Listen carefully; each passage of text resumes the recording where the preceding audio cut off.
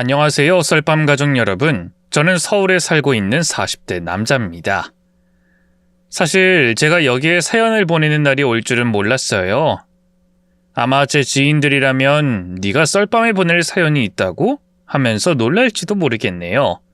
왜냐하면 남들이 보기에 저는 꽤나 평탄한 인생을 살아왔거든요. 중산층 가정에서 태어나 경제적으로 큰 어려움 없이 컸고요. 공부도 곧잘해서 명문대를 나와 대기업에 들어갔죠. 지금도 회사에서 나름 승진가도를 달리고 있네요. 하지만 사실 제 인생은 단 한순간도 저 혼자만의 선택으로 이루어진 적이 없었습니다. 바로 저희 어머니 때문이죠. 어머니는 본래 전도 유망한 무용수였는데요. 저를 임신하면서 어쩔 수 없이 아버지와 결혼하게 됐고, 그러면서 자신의 꿈도 영영 접고 마셨어요. 다른 건 몰라도 무용수는 출산과 육아로 몸이 망가지면 다시 무대에 오르기가 쉽지 않았으니까요. 그게 너무 한이 된 걸까요? 어머니는 늘 제게 말씀하셨습니다. 엄마는 영재 너 하나만 보고 살아. 알지? 그러니까 영재 넌 절대 엄마를 실망시키면 안 돼.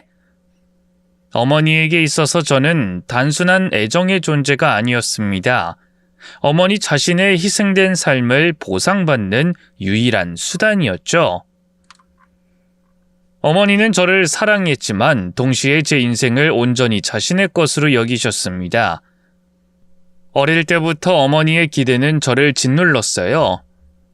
제가 무엇을 좋아하는지, 어떤 삶을 살고 싶은지 따윈 중요하지 않았죠. 오직 엄마 말을 잘 듣는 착한 아들이 되는 것이 제 존재 이유였으니까요. 그래서 저는 어린 시절부터 모든 선택을 어머니의 뜻에 맞춰야 했습니다. 진로 방향도, 친구를 사귀는 것도, 하다못해 어떤 책을 읽는지도 어머니의 검열을 거쳐야 했죠. 그 친구 부모님이 안 계셔서 할머니랑 단둘이 산다며. 공부도 아예 손 놓은 것 같던데. 앞으로는 친하게 지내지 마. 그런 애랑 어울리면 나중에 네 인생까지 망하는 거야. 그치만 석진이 착하고 좋은 녀석인데. 착하고 말고가 뭐가 중요해? 영재 너도 끼리끼리란 말 들어봤지? 사람은 비슷한 부류끼리 어울려야 하는 법이야. 앞으로 걔랑은 놀지 마. 알았어? 그리고 너 요즘 부쩍 도서관에서 소설책만 빌리는 것 같던데 그런 거 읽은 시간이 어딨니? 그럴 시간에 문제집 한 장이라도 더 풀어. 어머니는 제가 무엇을 원하든 상관하지 않았어요. 저를 마치 꼭두각시처럼 본인의 마음대로 부리려고 했죠. 어머니가 원하는 대로 행동하면 칭찬을 받았고 반대로 어머니 뜻에 반하면 냉랭한 분위기가 이어졌습니다. 아주 어릴 때부터 그렇게 길들여져서일까요? 저는 크게 반항 한번 하지 않고 착실하게 어머니의 기대를 따랐어요. 어머니가 허락한 친구들하고만 어울렸고 잠을 아껴가며 공부를 했죠. 그 결과 저는 어머니가 바라맞이하던 명문대에 한 번에 합격했는데요. 합격 발표 날 들뜬 마음으로 집까지 뛰어갔던 기억이 아직도 생생해요. 엄마, 나 땡땡대 붙었어. 뭐? 그게 정말이야? 어머니는 한동안 아무 말도 없이 저를 바라보시더니 갑자기 제 손을 꼭 잡고 눈물을 흘리셨어요. 우리 영재가, 우리 아들이 결국 해냈네. 엄마가 그동안 고생한 보람이 있구나. 저는 그 순간 이상한 기분이 들었어요. 이 기쁨보다는 마치 무거운 짐을 내려놓은 것 같은 안도감이 들었다고 할까요? 내심 이제 엄마가 더는 나한테 뭐라고 안 하겠지. 나도 좀 편하게 살 수 있겠지. 그런 생각을 했던 것 같네요. 하지만 그런 제 기대는 얼마 안 가 산산이 부서져 버렸어요. 대학에 들어가서도 저는 여전히 어머니의 통제 속에서 살아야 했습니다. 그 흔한 MT 한 번 가질 못했네요. 엄마, 이번에 우리 과에서 MT 간다고 꼭 참석하라는데. MT? 거기 가서 뭐 하는데? 그냥 다 같이 가서 친목 도모도 하고 선배들한테 얼굴 도장도 찍고. 그런 걸 해서 뭐 해? 선배들이 너 취업시켜주는 것도 아닌데. 됐으니까 안 간다고 해. 그치만 다들 가는데. 남들 간다고 너도 가야 돼? 그럼 나중에 남들 다 실패할 때도 똑같이 실패할 거니? 됐으니까 가지 마. 그럴 시간에 미리미리 취업 준비나 해두라고. 엄마가 안 그래도 영재 너한테 어떤 회사가 좋을지 알아봤는데 여기 어떠니? 집이랑도 가깝고 연봉도 복지도 나쁘지 않은데. 그 순간 저는 깨달았습니다. 이건 내 인생이 아니라 어머니의 인생이구나. 나는 앞으로도 평생 어머니가 원하는 대로만 살아야 하는구나. 하지만 그걸 깨달았다고 해서 제가 하루아침에 반항아가 된 건 아니었어요. 어머니의 통제 속에서만 살아왔던 저는 반항을 하는 법조차 몰랐던 거죠. 설상가상 그쯤 부모님 두 분이 이혼하시면서 아버지가 집을 나가게 되셨습니다. 아버지 역시 어머니의 그런 성향을 견디지 못하셨던 거예요. 영재야, 너는 네 엄마의 기대에 널 맞출 필요 없다. 나랑 같이 살자꾸나, 어? 아버지는 떠나기 전 제게 손을 내미셨지만 저는 차마 그 손을 잡을 수 없었어요. 아버지는 혼자서도 충분히 잘 살 수 있는 분이었지만 어머니는 그렇지 않았거든요. 아니요, 전 괜찮아요, 아버지. 엄마 옆엔 제가 있어야 할 것 같아요. 그래, 네 뜻이 그렇다면 알겠다. 그렇게 저는 아버지를 떠나보냈습니다.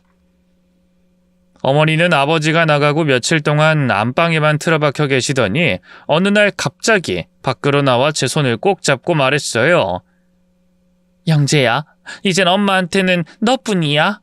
넌 절대로 너희 아빠처럼 엄마 실망시키면 안 된다. 알겠지? 걱정하지 마. 사실 어릴 때야 그렇다 쳐도 성인이 되면 어느 정도 자아란 게 생기잖아요. 그래서 저도 어머니의 통제에 갑갑함을 느끼던 차였고요.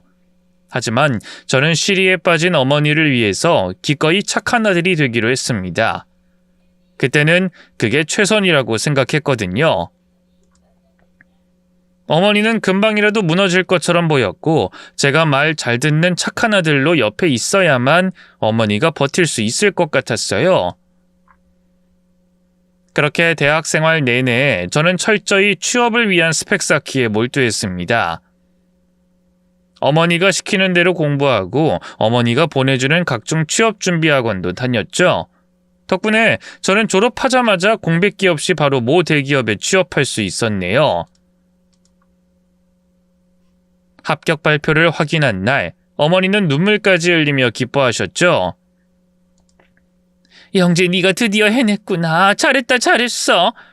비록 어머니의 바람에 못 이겨 들어간 회사였지만 첫 사회생활은 그다지 나쁘지 않았어요. 신입으로서 겪는 어려움이야 있었지만 저는 워낙 성실한 편이었고 업무 적응도 빨랐거든요. 상사들에게 신뢰를 얻는데도 오래 걸리지 않았죠.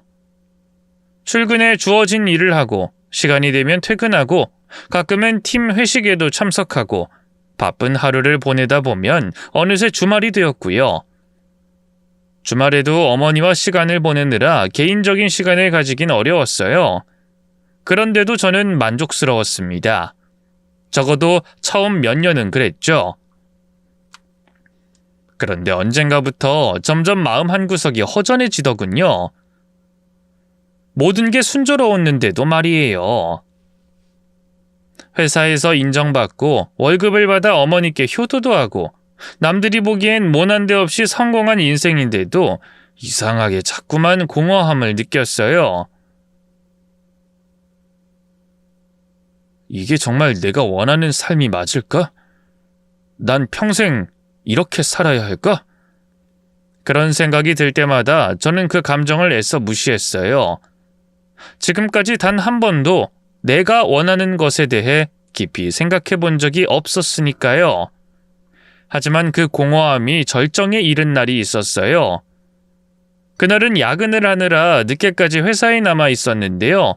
어느 정도 보고서를 마무리하고 사무실을 나섰는데 한밤의 공기가 유난히 차갑게 느껴지더군요. 이상하게 집에 들어가기가 죽기보다 더 싫었어요. 결국 저는 차 핸들을 들어 귀갓길이 아닌 엉뚱한 길로 들어섰죠. 목적지도 없이 이리저리 떠돌다 안 되겠다 싶어 한 카페에 차를 세웠는데요. 마침 근처에 서점이 있어 책 한 권을 사들고 카페에 자리를 잡았어요. 늦은 시간이었음에도 몇몇 손님들이 커피를 마시며 수다를 떨거나 노트북을 두드리고 있었죠. 저도 창가 자리에 앉아 방금 서점에서 사온 책을 펼쳤는데요. 원래는 책을 읽으며 마음을 가라앉히려 했지만 도통 집중이 되지 않더군요. 괜히 이리저리 시선을 돌리던 바로 그때였습니다. 조금 떨어진 테이블에 앉아있던 한 여자가 제 눈을 사로잡았어요. 긴 생머리에 창백한 얼굴, 가녀린 체구가 인상적인 여자였는데요. 그녀 역시 조용히 책을 읽고 있었는데 놀랍게도 책 표지가 저와 똑같더군요. 맞아요. 같은 책을 읽고 있었던 거예요. 그녀도 제 시선을 느꼈는지 고개를 들었어요. 그리고 이윽고 제 손에 들린 책을 보고 두 눈이 동그래지더군요. 같은 책이네요? 그러게요. 이 책 읽는 사람 별로 못 봤는데. 저도요. 이 작가 우리나라에선 별로 안 유명하지만 소재나 사건을 풀어나가는 방식이 독특해서 좋아해요. 맞아요. 혹시 이 작가 데뷔작도 보셨어요? 거기 보면 책 한 권을 계기로 저는 그녀와 자연스럽게 대화를 나누게 됐어요. 나중에 아예 그녀의 테이블로 자리까지 옮겨 책 얘기를 하다가 연락처까지 교환하게 됐죠. 이렇게 영재 씨하고 책 감상 나누니까 좋네요. 주변에 책 읽는 사람이 없어서 이런 얘기 나누고 싶어도 나눌 상대가 없었거든요. 영재 씨만 괜찮다면 앞으로도 종종 만나서 이렇게 책 얘기할래요? 저야 좋죠. 이거 제 번호인데요. 편하실 때 언제든 연락 주세요. 그렇게 저는 그녀와 종종 연락을 주고받으며 만나기 시작했어요. 처음엔 책을 매개로 이야기를 했지만 만남이 거듭될수록 대화의 주제는 점점 다양해졌죠. 자연스레 그녀라는 사람 자체에 대해서도 조금씩 알게 됐는데요. 그녀는 저보다 4살 연하에 작은 제조회사를 다니고 있었고요. 부모님이 어릴 때 일찍 돌아가셔서 보육원에서 자랐다고 하더군요. 처음엔 그런 어떻게 보면 좀 꺼려할 만한 개인사까지 스스럼 없이 밝혀서 깜짝 놀랐는데요. 얼마 안 가 깨달았어요. 그녀가 그런 걸 숨기거나 부끄러워하지 않는 사람이란 걸요. 물론 그녀도 처음부터 그랬던 건 아니라고 하더군요. 옛날엔 나도 남들이 내가 고아라는 걸 알게 되는 게 싫었어요. 괜히 동정받는 것도 안 좋은 시선 받는 것도 별로였거든요. 중학생 땐 따돌림을 받기도 했고요. 근데 그런 거 다 신경 쓰면서 살기엔 인생이 너무 짧더라고요. 그래서 지금은 누구 만나면 그냥 제가 고아라는 걸 처음부터 알리고 그 사람의 재량에 맡겨요. 재량에 맡긴다는 게 무슨 뜻이에요? 나랑 만나고 싶으면 만나고 떠나고 싶으면 떠나. 난 상관 안 해. 이런 느낌? 일명 오는 사람 안 맞고 가는 사람 안 붙잡는 전략이라고나 할까요? 사람과의 만남에 연연하지 않으려고 해요. 어차피 내 인생에선 내가 제일 중요하잖아요.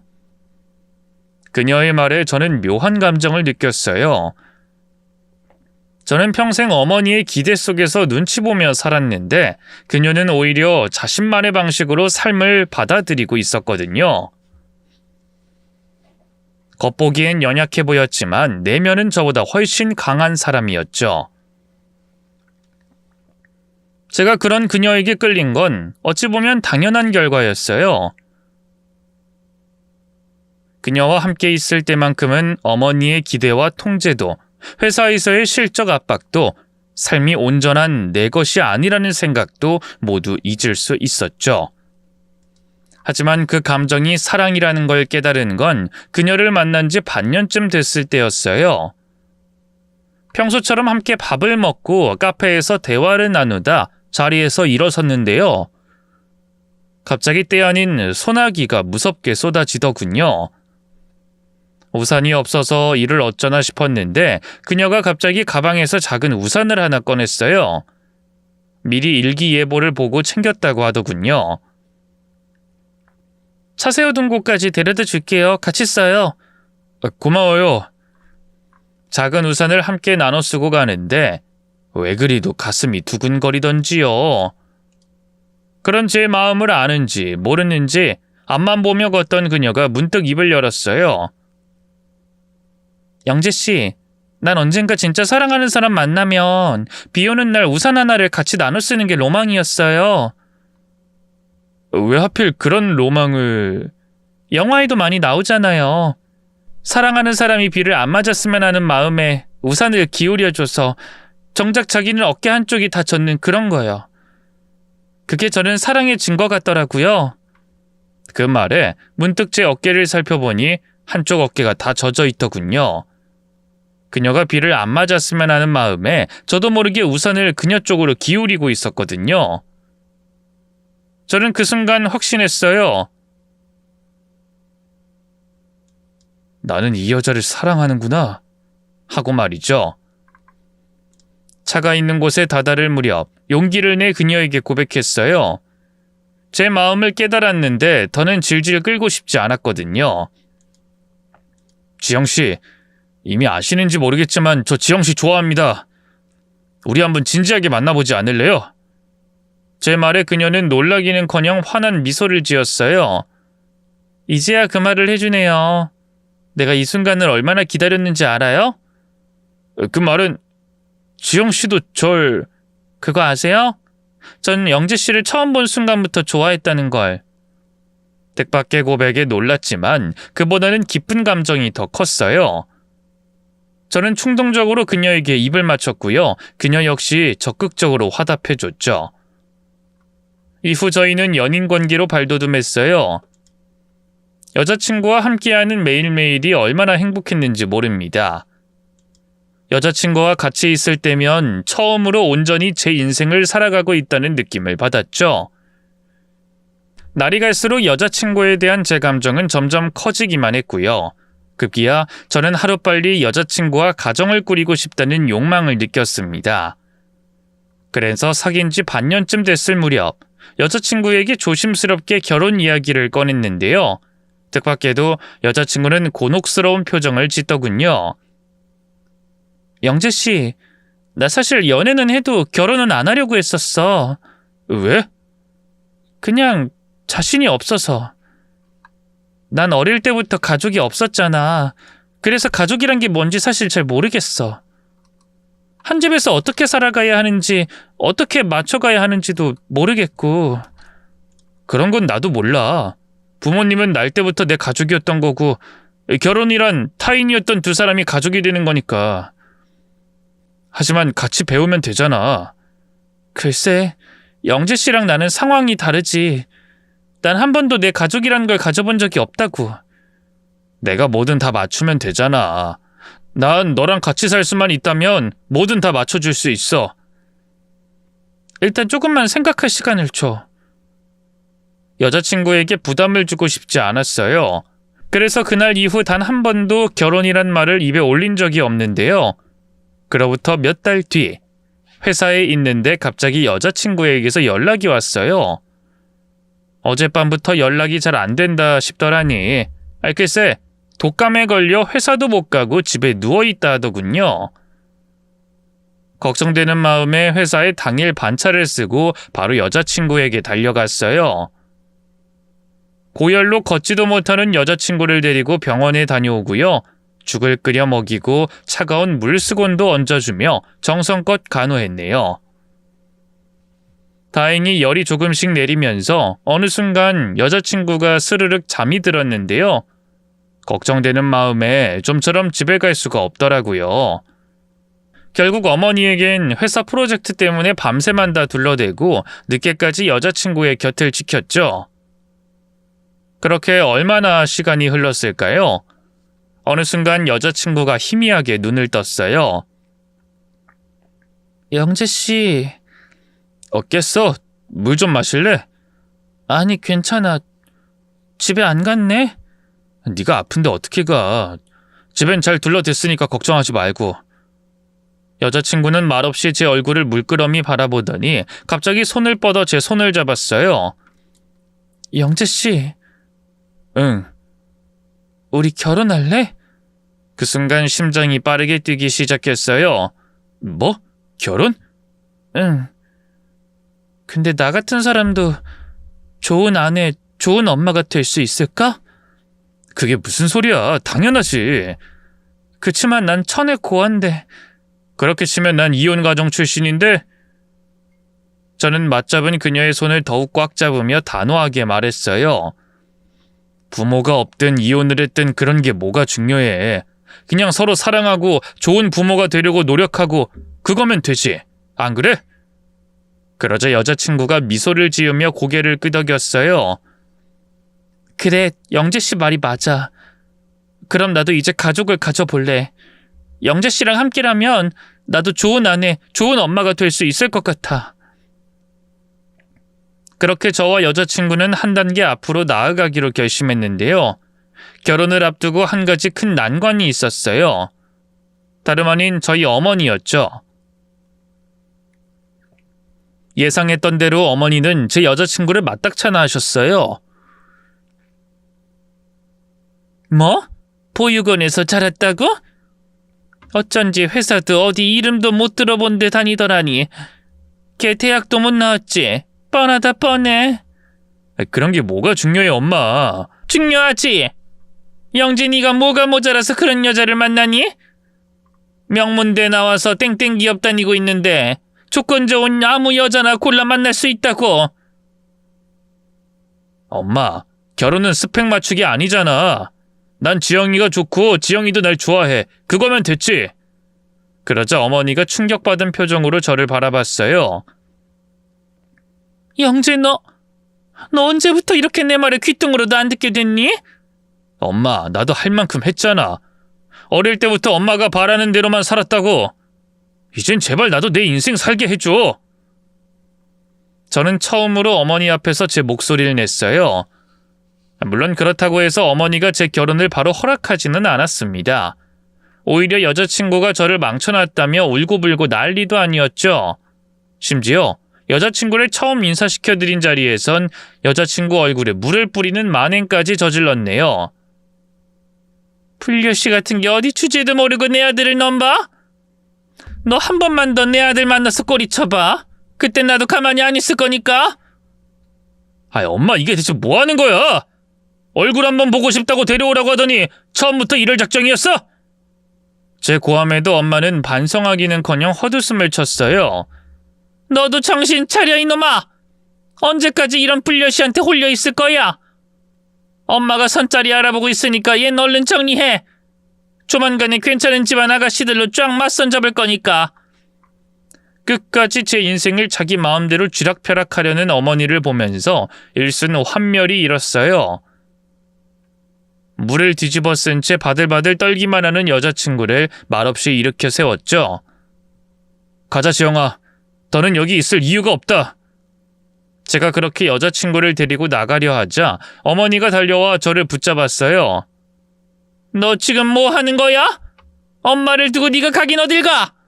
엄마, 난 지영이 없으면 못 살아. 만약 엄마가 끝까지 이렇게 나오겠다면 그냥 나 없는 셈 치고 살아. 그 말에 어머니의 얼굴이 순식간에 하얗게 변했어요. 너 그게 무슨 말이야? 겨우 저 불려시 때문에 엄마를 버리겠다는 거야? 버린다는 말 하지 마. 거진 30년을 엄마 꼭두각시로 살았어. 이젠 나도 사랑하는 여자랑 내 인생 살고 싶을 뿐이라고. 그 말에 어머니는 충격받은 듯 아무 말도 하지 않았어요. 저는 여자친구를 데리고 그렇게 집을 나왔는데요. 한 두어 달쯤 지났을까요? 어머니에게서 다시 연락이 왔어요. 그래, 영재, 네가 그렇게까지 원한다면 결혼해라. 자식 이기는 부모 없다고 결국 어머니가 한 발 물러서 주신 거죠. 저는 속으로 안도의 한숨을 내셨어요. 물론 일평생 저를 자기 뜻대로 조종하려고 한 어머니가 환멸나긴 했지만 어쨌든 제 어머니였으니까요. 어머니는 결혼을 허락하는 조건으로 합가를 요구하셨어요. 애초에 결혼한다고 어머니를 혼자 내버려둘 생각이 아니었기 때문에 저는 기꺼이 그 제안을 받아들였죠. 다행히 아내 역시 그런 제 뜻을 존중해줬고요. 한 지붕 아래 세 사람이 살게 되면서 사실 가장 걱정된 건 어머니와 아내의 관계였어요. 솔직히 어머니가 결혼 전에 그렇게까지 반대하셨는데 결혼했다고 하루아침에 태도가 변할까 싶었죠. 그런데 웬걸? 어머니는 다른 사람이 된 게 아닐까 싶을 정도로 아내를 아꼈어요. 지난날의 실수에 대해서도 사과하셨죠. 결혼 전에 내가 너무했지. 영재가 애지중지 키운 하나뿐인 아들이다 보니까 이 보상 심리 때문에 더 그랬던 것 같아. 물론 이런 것도 다 핑계일 뿐이겠지만 어쨌든 미안하다, 세아가. 부디 옛날 일은 너무 마음에 담아두지 마렴. 네, 저 다 잊었으니까 염려 마세요, 어머님. 그렇게 말해주니 고맙구나. 저야말로 받아주셔서 감사해요, 어머님. 앞으로 제가 정말 잘할게요. 이후 한동안 고부 사이는 잘 굴러가는 듯 보였어요. 어머니는 계속 일하고 싶어하는 아내의 뜻을 존중해 대부분의 집안 살림을 본인이 다 도맡아 하셨어요. 쉬는 날 아내가 먼저 나서서 설거지라도 하려고 하면 그냥 쉬라고 야단이셨죠. 됐다. 회사 일도 힘들 텐데 주말엔 쉬어야지. 이런 건 내가 할 테니까 세아가 넌 거실에서 영재랑 과일이나 깎아 먹으렴. 그치만 남들이 알면 흉봐요, 어머님. 며느리가 시어머니 부려먹는다고. 뭐 어떠니? 남들이 뭐라 하든 우리만 좋으면 됐지. 솔직히 깜짝 놀랐어요. 어머니가 그렇게까지 변할 줄은 꿈에도 몰랐거든요. 아내 역시 그런 어머니의 태도에 감동받았는지 점점 마음의 문을 열었죠. 어머님 말이야, 진짜 좋으신 분 같아. 처음엔 좀 다가가기 어려웠는데 얼마나 잘해주시는지 몸둘 바를 모르겠다니까. 그럼 누구 어머니인데. 당신 나랑 결혼하길 참 잘했지? 그러게, 난 진짜 복 받았네. 진심으로 행복해하는 아내를 보면서 저도 참 행복했는데요. 그때만 해도 꿈에도 몰랐어요. 영원할 줄 알았던 사랑에도 유통기한이 있다는 걸 말이죠. 갈등의 시작은 아이 문제였어요. 이상하게 결혼한 지 2년이 넘어가도록 좀처럼 아이가 생기지 않더군요. 하루빨리 아이가 갖고 싶었던 저는 아내가 회사를 그만두고 임신에 집중해 주길 바랬는데요. 아내는 아직 아이가 생기지도 않았는데 벌써부터 일을 그만두냐고 그건 싫다고 하더군요. 대신 타협점으로 함께 난임병원을 다니기 시작했는데요. 아시는 분은 아시겠지만 이 난임 치료라는 게 남자보다 여자에게 훨씬 더 힘든 일이거든요. 시간 맞춰서 약도 먹어야 하고 호르몬 주사도 맞아야 하고 그래도 번번이 실패하기 일쑤였죠. 그런 힘든 난임 치료를 일과 병행하니 얼마나 힘들었겠어요. 언젠가부터 아내는 말도 못할 정도로 예민해졌고요. 이유 없는 짜증도 늘어나기 시작했어요. 하지만 저는 그걸 받아줄 여력이 없었죠. 그쯤 저도 승진 문제로 회사에서 중요한 프로젝트를 진행 중이었거든요. 서로 여유가 없다 보니 말만 섞으면 자꾸만 다툼이 일었어요. 안 부딪히려고 하다 보니 부쩍 대화가 줄었고요. 다행인지 불행인지 시간이 지날수록 회사 일은 더욱더 많아졌죠. 저는 늦게까지 야근을 하는 날이 늘어갔고요. 점점 아내에게 소홀해질 수밖에 없었는데요. 그러던 어느 날이었어요. 평소처럼 새벽같이 집을 나서려는데 어머니가 조심스럽게 제 뒤를 따라 나오더군요. 엄마 왜 그래? 뭐 할 말 있어? 저기 말이다, 영재야. 내가 이 말을 해도 될지 모르겠는데. 무섭게 왜 그래? 세아가 말이야, 요즘 좀 이상한 것 같아서. 이상하다니? 요즘 부쩍 늦게 들어오더라고. 저녁도 먹고 들어오는 날이 일주일 중 절반이고. 그 사람도 회사 일이 많아서 그런가 보지. 얘기하는 거 들어보면 또 그렇지도 않은데. 뭐 그 사람이 바람이라도 필까봐? 별일 아닐 테니까 신경 쓰지 마. 말은 그렇게 했지만 내심 걱정이 되긴 했는데요. 한번 아내에게 은근슬쩍 물어봐야겠다 생각만 하던 찰나였어요. 며칠 뒤 집에 들어갔는데 어머니가 절 붙잡고 사진 한 장을 보여주더군요. 영재야, 이것 봐라. 내 친구가 오늘 길 가다 새아가를 봤다면서 보내준 건데. 놀랍게도 사진 속에서 아내는 진짜로 낯선 남자와 함께 카페에서 대화를 나누고 있었어요. 어디 그뿐인가요? 그 다음 사진에선 진한 스킨십까지 나누고 있었죠. 그걸 본 순간 머리가 핑 돌았어요. 바로 방문을 열고 들어가 아내에게 물었죠. 당신 대체 뭐하는 여자야? 어떻게 날 두고 당신이 그럴 수가 있어? 뭐? 갑자기 무슨 소리야? 무슨 소리? 끝까지 잡아댈 작정이야? 저는 아내에게 어머니가 보여준 핸드폰 속 사진을 보여줬어요. 아내의 얼굴이 하얗게 질리더군요. 아니, 이 남자는 당신이 생각하는 그런 거 아니야. 엊그제 만나긴 했는데 그건 일 때문에. 일 때문에 아는 남자라고? 당신은 그런 남자랑 이렇게 어깨를 끌어안고 입을 맞춰? 이건 나 아니야. 난 이런 적 없다고. 사진이 다 찍혀 있는데 그게 무슨 말도 안 되는 소리야? 그걸 내가 어떻게 알아? 이거 대체 뭔데? 어디서 난 사진인데? 그것까진 알 거 없고 이 자식 뭐하는 놈인지나 얼른 말해. 어떻게 일 때문에 아는 사이인데? 그럼 당신 회사 사람들도 알겠지? 한번 얘기해봐. 내가 당신 회사 동료한테 확인해 볼 테니까. 그러자 아내가 당황해 입술을 살이 물었어요. 거짓말을 했던 게 분명했죠. 거 봐, 아무 말도 못하네. 당신 진짜... 왜? 애가 안 생기니까 어디 가서 씨 도둑질이라도 하려고 한 거야? 그딴 식으로 말하지 마. 난 그저... 됐다. 나중에 당신 흥분 가라앉으면 나중에 얘기해. 지금 얘기해봤자 싸움밖에 안 되니까. 비겁하게도 아내는 별다른 해명 없이 그 자리를 피해버렸어요. 저는 미칠 것 같은 마음에 그런 아내에게 마구 고함을 지르다 집 밖을 뛰쳐나왔죠. 그리고 진탕 술을 먹고 들어갔는데요. 아내는 자고 있고 어머니 혼자 늦게까지 절 기다리고 있더군요. 그 모습에 갑자기 너무 죄송해졌어요. 엄마 왜 안 자고 있었어? 네가 안 들어왔는데 어떻게 자니? 미안해, 괜히 나 때문에. 미안할 게 뭐가 있어?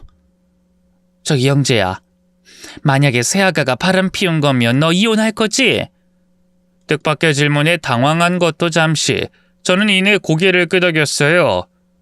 그래야지. 왜? 엄마 말 오해하지 말고 잘 들어. 배우자 외도로 이혼할 땐 증거가 제일 중요하다던데 증거 제일 많이 나온 게 핸드폰이라더라. 새아가 모르게 증거가 될 만한 건 미리 찾아놓는 게 좋지 않을까? 뭐? 벌써부터 그런 것까지 생각해. 일단 그 사람이랑 좀 더 얘기해 볼게. 얼른 엄마도 자. 말은 그렇게 했지만 방으로 들어오니 계속 어머니의 말이 머릿속을 맴돌았어요. 결국 저는 곤히 잠든 아내 옆에 놓여있던 핸드폰으로 시선을 돌렸고요. 아내 모르게 핸드폰을 뒤지기 시작했는데요. 결과는 예상했던 대로였어요. 아내는 내 사랑이라고 저장된 남자와 문자로 온갖 더러운 음담패설을 주고받고 있더군요. 사진 속 그 남자가 분명해 보였죠. 저는 분노를 참지 못하고 바로 아내를 깨웠어요. 당신 일어나봐. 뭐? 바람을 피운 적이 없어? 그럼 이 문자는 대체 뭔데? 갑자기 또 무슨 소리야? 눈이 있으면 이걸 좀 봐. 제 말에 본인 핸드폰을 확인한 아내의 두 눈이 커다래졌어요. 이게 다 뭐야? 이거 내 핸드폰 맞아? 그럼 당신 핸드폰인지 누구 핸드폰이야? 또 그렇게 잡아떼시겠다? 아니야. 나는 외간 남자랑 이런 문자 나눈 적 진짜 없어. 증거가 이렇게 확실하게 있는데 제발 거짓말 좀 그만해. 난 억울해. 진짜 억울하다고. 급기야 아내는 눈물까지 흘리면서 자신의 결백을 호소했어요. 하지만 제 눈에는 그저 위기를 모면하기 위한 뻔뻔한 거짓말로만 느껴졌죠. 이후 저희 둘의 관계는 회복될 수 없을 만큼 극악으로 치달았어요. 아내는 도무지 자신의 외도를 인정하려 하지 않았고요. 저는 그런 아내가 혐오스러워 견딜 수가 없었죠. 하지만 그런 시간도 길지 않았어요. 얼마 안가 아내 입에서 먼저 이혼 소리가 나왔거든요. 그래, 당신이 날 그렇게 믿지 못하겠다면 됐어. 우리 이혼하자. 이제야 본색을 드러내시네. 처음부터 이럴 작정이었지? 나랑 이혼하고 그 새끼한테 갈 생각인 거 내가 모를 줄 알아? 마음대로 생각해. 내가 뭐라고 하든 어차피 당신은 내 말 안 믿을 거잖아. 원래 쉽게 이혼해줄 생각은 없었어요. 상간자 소송도 걸고 위자료도 한껏 뜯어낼 생각이었죠. 하지만 어머니가 그런 저를 말리더군요. 우리가 돈이 없는 것도 아닌데 그렇게까지 해야겠니? 나도 이혼해봐서 하는데 그런 거 아무 소용없다. 그냥 하루빨리 갈라서는 게 낫지. 그런 걸로 진흙탕 싸움 해봐야 너만 더 상처 입어. 그냥 새아가랑 잘 협의해서 도장 찍으렴. 그게 널 위해서도 제일 나아. 어머니의 말을 들어보니 또 그게 틀린 말은 아니더라고요. 결국 저는 아내가 내미는 이혼 서류에 순순히 도장을 찍어줬고요. 아내는 그날 바로 짐을 싸들고 나가버렸죠. 아내가 떠난 뒤 제 시간은 다시 아내를 만나기 전으로 멈춰버렸어요. 저는 어머니와 함께 다시 예전의 일상으로 돌아갔죠. 회사와 집, 그리고 가끔 어머니와 식사를 하는 게 하루의 전부였습니다. 하지만 아무리 바쁘게 살아도 이 마음 한구석엔 계속 허전함이 남아있더군요. 그 사이 계절은 여름에서 가을로, 또 가을에서 겨울로 빠르게 바뀌었는데요. 이혼한 지 반년이 지나도록 아내와 연락 한 통 없었으니 서로 완전히 남남이 됐다고 생각했어요. 그런데 어느 날 낯익은 번호로 전화가 걸려왔습니다. 이 번호 설마... 망설이다 전화를 받자 익숙한 목소리가 들려왔어요. 여보, 나야. 나 좀 도와줄 수 있어? 아내의 떨리는 목소리에 순간 머릿속이 하얘졌어요. 무슨 일인데? 나 지금 병원인데. 병원이라니? 너 어디 아파? 쓰러졌어. 근데 보호자가 필요하다고 해서. 나 보호자라고 할 사람이 당신밖에 없어서. 부탁 좀 할게. 와줄 수 있을까? 나 지금 너무 무서워서. 아내가 뒷말을 흐리며 침묵했어요. 그 순간 머릿속에서 온갖 생각이 스쳐 지나갔죠. 상간남 그 자식은 어쩌고? 설마 헤어졌나? 꽝 대신 닭이라는 건가 싶은 안 입고 온 마음도 들었지만 어느새 제 몸은 병원을 향해 달려가고 있었어요. 한때 내 목숨보다 더 사랑했던 여자가 도와달라는데 그냥 모른 척할 수가 없더군요. 도착하니 의사가 바로 반색을 표하더군요. 드디어 오셨군요. 임지영 씨 보호자분이시라고요? 남편분이신가요? 네, 그렇긴 한데 환자분이 지금 심리적으로 불안정한 상태라 보호자 동의 없인 수술이 어려울 것 같아서요. 여기 동의서에 사인해 주시죠. 네? 사인이라뇨? 제 말에 의사가 기가 막히다는 듯 저를 쳐다봤어요. 설마 환자 상태에 대해 아무것도 모르십니까? 그게 실은 저희 이혼했거든요. 반년간 연락도 안 하고 살았습니다. 그러자 의사가 앓는 소리를 내며 이마를 짚었어요. 그리고 잠시 후 긴 한숨과 함께 너무나 충격적인 얘기를 꺼냈죠. 보호자분, 놀라지 마시고 잘 들으세요. 환자분은 임신 중이셨습니다. 근데 지금 아이가 뱃속에서 사망해서 얼른 꺼내야 하는 상황이에요. 바로 응급수술 들어가야 합니다. 뭐라고요? 그 순간 제 머릿속이 새하얘졌어요. 아내가 임신을 했다니. 근데 그 아이가 채 태어나기 전에 죽어버렸다니. 저는 덜덜 떨리는 손으로 일단 수술 동의서에 사인했어요. 그리고 수술실 앞 복도에 멍하니 앉아 있었죠. 그로부터 얼마나 시간이 지났을까요? 수술이 끝나고 아내가 병실로 옮겨졌어요.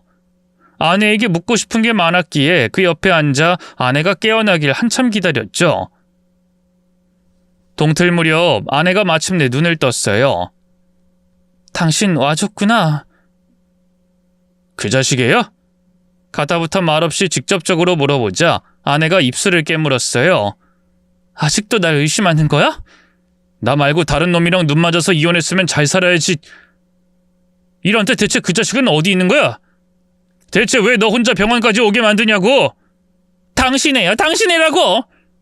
뜻밖의 말에 머릿속이 새하얘졌어요. 그러자 아내가 다시 입을 열었죠. 기억 안 나? 우리 마지막으로 같이 잤던 날? 그 순간 머릿속에서 잊고 있던 기억이 떠올랐어요. 이 날짜를 맞춰보니 얼추 병원에서 말한 아기 개월수와 맞아떨어지더군요. 설마 그때... 근데 왜 말 안 했어? 그럼 이혼할 때 당신 이미 임신 중이었다는 소린데. 어차피 이혼할 거였잖아. 말해봤자 무슨 소용이 있어? 나 혼자 키울 생각이었어. 아내의 말에 숨이 턱 막혔어요. 그렇게까지 할 정도로 내가 싫었냐? 임신 사실을 알리지도 않을 정도로... 그게 아니라... 그럼 뭔데? 나한테 한마디라도 할 수 있었잖아. 그럼 내가 널 모른 척 했을 것 같아? 아내는 말없이 고개를 떨궜어요. 저는 더 이상 그 자리에 있을 수 없어 몸을 일으켰죠. 됐어. 이제 와서 내가 뭘 할 수 있겠어. 아이는 이미... 저는 차마 말을 잇지 못하고 몸을 돌리려 했는데요.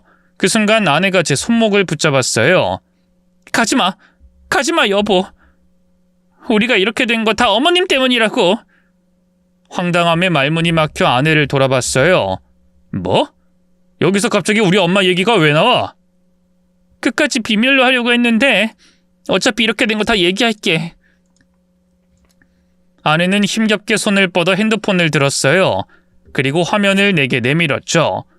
그 안엔 아내와 외도를 했던 상간남의 사진이 들어가 있었네요. 이 남자 말이야. 실은 거래처 사람이 아니라 불법 약을 파는 판매상이야. 불법 약?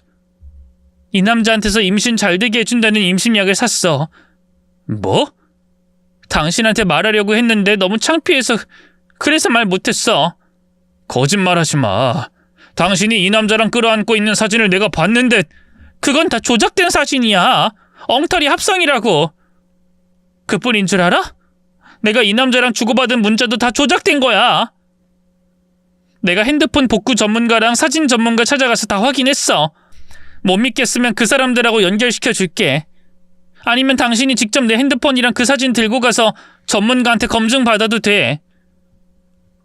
아내가 무슨 말을 하는지 도통 이해할 수가 없었어요.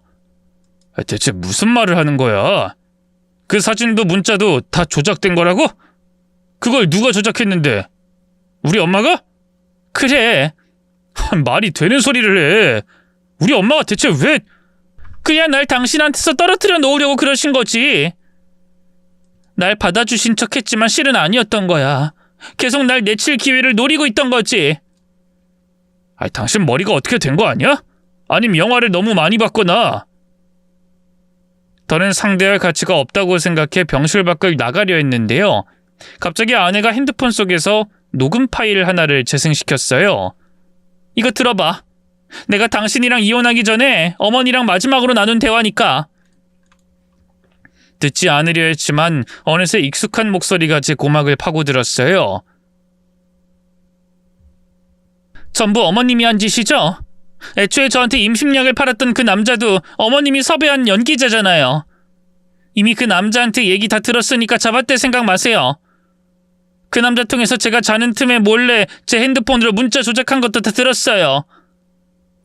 어머님이 저 대신 그 남자랑 문자 주고받았다면서요? 그런 더러운 문자들을... 그래, 맞다. 내가 그랬다. 그래서 뭐 어쩔 건데? 어머니의 목소리를 듣는 순간 숨이 턱하고 막혀왔어요. 그러거나 말거나 녹음 파일은 계속 재생됐죠. 대체 왜 그러셨어요? 제가 그렇게 싫으셨어요? 그럼 그냥 이혼하라고 하지. 대체 왜 그런 더러운 수작질로 저를... 안 그럼 영재 그놈이 널 놓겠니? 이렇게 정을 떨어뜨려 놔야지. 그러게 애초에 왜 주제도 모르고 내 아들을 넘봐? 적어도 내가 헤어지라고 했을 때 헤어졌어야지. 어머님, 이러지 마세요. 저 임신도 했어요. 그 사람 아이라고요. 그것도 이미 알고 있다. 지워라. 어머니는 아내의 임신 사실을 알고 있던 것도 모자라 낙태까지 종용했더군요. 하지만 충격적인 사실은 거기서 끝이 아니었어요. 네가 그동안 왜 임신이 안 됐는 줄 아니? 내가 계속 네 밥에 피임약을 섞었거든. 근데 잠깐 방심한 틈을 타 임신이 돼버릴 줄 누가 알았겠어? 어떻게 그런 짓을... 그 아이 지키고 싶니? 그럼 영재한테 아무것도 얘기하지 말고 조용히 사라져. 안 그럼 네 뱃속의 애 내가 쥐도 새도 모르게 죽여버릴 거니까. 어머님! 내가 못 살 것 같니? 지금까지 내가 벌인 짓을 봐. 네 뱃속에 그 애 죽이는 것도 나한텐 일도 아니야. 지금 여기서 널 밀어버리면 끝나는 걸 뭐. 아님 깡패를 섭외해 너를 흠심 패거나. 끔찍한 협박에 아내는 덜덜 떨며 아무 말도 못했어요. 그러다 잠시 후 아내가 제법 침착해진 목소리로 다시 말했죠. 어머님, 제발 이 아이만큼은 건드리지 말아주세요. 뭐든 어머님이 다 원하는 대로 할게요. 이혼하면 되잖아요. 그러니 제발. 이제야 좀 말이 통하는구나. 녹음 파일은 그걸로 끝이었어요. 저는 가슴속에서 끓어오르는 배신감과 분노로 제정신이 아니었죠. 어느새 아내의 얼굴은 눈물로 젖어 있었어요. 어떻게든 아이를 지키고 싶었어. 근데 당신이랑 헤어지고 밥도 못 먹고 잠도 잘 못 자고 하루에도 몇 번씩 가슴을 치면서 울었어. 그래서 우리 아기가 내 곁을 떠났나 봐. 난 엄마 자격도 없어. 그런 말 하지 마. 당신 잘못은 아무것도 없으니까. 나 먼저 가볼게. 다시 연락할 테니까 기다려. 아내를 뒤로하고 우선 병실을 나왔어요. 눈앞이 마치 지진이라도 난 것처럼 마구 흔들리더군요. 그 정도로 어머니의 만행은 제게 커다란 충격이었죠. 집 앞에 도착해서도 문 앞에서 한참을 서 있었어요. 손은 물론이고 온몸이 덜덜 떨리더군요. 하지만 더는 미룰 수 없어 벌컥 문을 열고 안으로 들어갔는데요. 거실에서 TV를 보던 어머니가 저를 보고 반색하더군요. 영재 왔니? 약속 있어서 나간다더니 늦었네? 전화도 안 받고. 그 태연한 얼굴을 본 순간 더는 참을 수가 없었어요. 엄마, 대체 무슨 짓을 한 거야? 대체 왜 그랬어? 왜 그런 끔찍한 짓을... 제 목소리가 더없이 낮게 깔렸어요. 그러자 어머니도 이상한 낌새를 느꼈는지 표정이 굳어지더군요. 얘는 내가 뭘 어쨌다고 그래? 그 사람한테 왜 그랬냐고! 언성을 높인 순간 가슴속에 쌓였던 울분이 터져나왔어요. 왜 그 사람을 그렇게까지 몰아붙였어? 왜 외도 사진이랑 핸드폰 문자를 조작하고 피임약을 먹이고 애를 지우겠다는 등 그 사람을 협박했어? 왜? 덕분에 지금 그 사람 병원에 있어. 유산했다고. 이제 만족해? 제 말에 어머니의 표정이 대번에 싸늘하게 변했어요. 너 지금 그 애 만나고 오는 길이니? 왜 엄마한테 말도 없이... 지금 그게 중요해? 걔가 뭐라고 했는진 대충 짐작이 가는데 설마 그 말을 다 믿는 거니? 엄마가 아무렴 그렇게까지 했겠어? 녹음 파일 다 들었어. 그 사람이 엄마랑 마지막으로 나눈 대화 다 녹음해뒀다고. 일순 어머니의 표정이 허물어졌어요. 그러더니 이내 비웃듯 헛웃음을 터뜨리더군요. 그래, 내가 했다. 그래서 뭐? 대체 뭐가 잘못됐는데? 순간 머리가 멍해졌어요. 뭐? 그러게 누가 내 허락도 없이 그런 고아 계집애랑 결혼하랬어? 어차피 너랑은 어울리지도 않는 애였어. 너 하나만 보고 살아온 이 엄마를 배신하고 고작 그런 여자한테 가겠다는데 내가 어떻게 하니 그럼? 이렇게라도 갈라놔야지. 영재야, 지금이라도 늦지 않았어. 엄마가 괜찮은 아가씨들로 싹 다 추려놨으니까. 그만해! 엄마, 지금 본인이 무슨 말을 하고 있는지 알아? 그래, 알아. 그러니까 이제라도 정신 차려. 걔한테 가봤자 네 인생 망칠 거야. 그제야 깨달았어요. 어머니는 정말로 본인이 잘못했다고 생각하지 않는다는 걸. 아무리 이야기해도 소용이 없겠다는 걸. 저는 짧게 숨을 들이쉬고 단호하게 말했어요. 엄마랑은 여기까지야. 앞으로 다신 볼 일 없을 거야. 뭐? 이제 엄마랑은 끝이라고. 영재야, 무슨 소리야? 설마 엄마를 두고 그 계집애한테 가겠다는 거야? 당연하지. 엄마가 그 사람한테 한 짓 생각하면 난 평생 엄마 용서 못해. 넌 내 아들이잖아. 네가 어떻게 엄마를 버릴 수 있어? 약속했잖아. 네 아버지랑 넌 다르다고. 이 엄마 안 버릴 거라고. 엄마가 먼저 날 버린 거야. 날 먼저 배신한 건 엄마라고. 저는 그대로 현관문을 박차고 나왔어요. 그러자 어머니가 맨발로 허둥지둥 저를 쫓아나오더군요. 기다려, 영재야. 기다리라고. 어떻게 엄마를 버린다고 그래? 천륜이라는 말이 괜히 있는 줄 알아? 그래, 결혼하기 싫으면 그만둬. 엄마랑 평생 둘이서만 살면 되잖아. 응? 엄마는 영재 너만 있으면. 이건 놔! 난 엄마 더는 필요 없어. 꼴도 보기 싫다고! 저는 매달리는 엄마를 매몰차게 끊어내고 그곳을 떠났어요. 그 뒤로 엄마에게 수십 수백 통의 전화가 왔지만 단 한 번도 받지 않았죠. 그뿐만이 아니었어요. 저는 아내와 채 피기도 전에 저버린 제 아이를 위해서라도 어머니가 지은 죗값을 치를 수 있도록 해야 했어요. 그래서 아내를 설득해 어머니를 경찰에 신고하고요. 따로 변호사를 선임해 고소도 했죠. 그러자 뒤늦게 똥줄이 탄 걸까요? 어머니는 저희 회사 앞까지 찾아와 잘못했다며 용서를 빌었어요. 영재야, 엄마가 잘못했다. 응? 엄마는 널 잃고 싶지 않은 마음에 그만. 그래도 네 하나뿐인 엄마잖니. 제발 용서해 주렴. 하지만 어머니의 눈물 섞인 호소는 더는 제 마음을 울리지 못했어요. 저는 냉정하게 입을 열었죠. 사과할 상대가 잘못된 것 같은데 내가 아니라 그 사람한테 용서를 빌어야지. 제 말에 어머니는 입술을 앙 다문 것도 잠시 이내 애처로운 표정을 지었어요. 그래, 지영이 걔한테도 원한다면 잘못을 비마. 그러니 제발 고소는 취하하고 선처를 베풀어 주렴. 응? 저는 그 자리에서 아내에게 전화를 걸었어요. 만나고 싶지 않다면 나오지 않아도 된다고 했는데 의외로 아내는 선선히 그 자리에 나와줬어요. 그리고 도착하자마자 대뜸 어머니의 뺨을 올려붙이더군요. 이건 그동안 제가 어머님한테 당한 몫이에요. 그리고 이건 먼저 간 우리 아기 몫이고요. 아내가 또다시 어머니의 뺨을 연달아 때렸어요. 어머니는 별다른 반항도 못하고 그저 맞고만 있더군요. 그래, 새아가 내가 다 잘못했다. 네가 뺨을 때리면 10대든 100대든 맞아줄게. 그러니 제발 고소는 취하해 주렴. 응? 그래도 우리가 한때 고부 사이였는데 이렇게까지 해야겠니? 그러자 아내가 헛웃음을 쳤어요. 고부 사이요? 우리가 언제 고부 사이였던 적이 있나요? 어머님은, 아니 당신은 단 한 번도 나를 한 식구로 여긴 적이 없는데 오늘 여기 온 건 망가진 당신 꼴 보고 뺨이나 한번 때려주려 온 거지 그 알량한 사과 받으려고 온 게 아니에요. 고소는 예정대로 진행할 거니까 그런 줄 알아요. 뭐? 잠깐만, 그런 법이 어딨어? 아가! 아내는 붙잡은 시어머니를 뿌리치고 그대로 떠나버렸어요. 그런 아내를 따라가기 직전 망연자실하게 서 있는 어머니에게 말했죠. 저 사람이 저렇게 나오니 내가 더 해줄 수 있는 건 없을 것 같네. 사실 그저 말뿐인 사과로 해결되는 문제가 아니잖아.